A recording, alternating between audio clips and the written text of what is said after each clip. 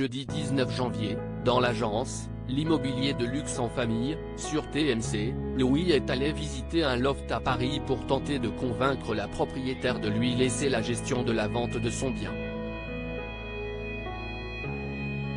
Propriétaire qui n'est autre que la sœur de Véronique Sanson.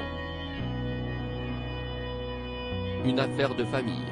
Dans l'agence, l'immobilier de luxe en famille, dont la 3e saison est actuellement diffusée sur TMC, les membres de la famille Ketz, composés de Majo, la grand-mère, Sandrine et Olivier, les parents, Martin, Valentin, Louis et Raphaël, les enfants, sont tous agents immobiliers pour des biens de luxe. L'émission les suit dans leur quotidien. Et, dans l'épisode de jeudi 19 janvier, Louis a eu une petite surprise lors de la visite d'un loft de 236 mètres carrés à Paris. Il venait pour tenter de convaincre Violaine de le laisser gérer la vente de son bien. Il a immédiatement été bluffé par l'appartement avec verrière de 100 mètres carrés. Verrière sous laquelle sont installés 2 pianos. Quand elle est née, j'avais 2 ans. C'est ma petite sœur. Vous jouez ? A demandé Louis à Violaine. Absolument. On aime bien chanter, faire de la musique dans la famille.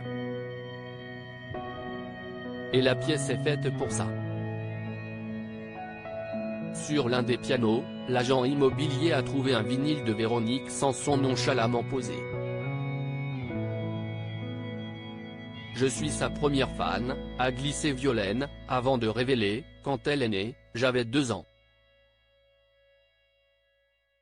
C'est ma petite sœur. C'est complètement dingue que je me retrouve dans le loft de la sœur d'une des plus grandes chanteuses françaises qui a marqué des générations entières. C'est une super bonne surprise. A apprécié Louis, face caméra. Je comprends mieux pourquoi il y a 2 pianos maintenant.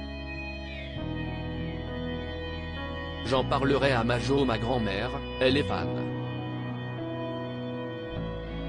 Moi, ce n'est pas trop ma génération mais j'écoute de temps en temps, j'aime beaucoup, a déclaré Louis à Violaine qui a fait quelques confidences sur sa sœur. À chaque fois qu'elle vient, Véro quand elle est près d'un piano, elle joue. Notamment sur le piano du 19e siècle sous la verrière, donc. Piano que Violaine est prête à laisser pour les prochains propriétaires du loft. Il faut savoir laisser de temps en temps des petites gouttes de son histoire derrière soi, a-t-elle lancé. De quoi faire augmenter la valeur du bien.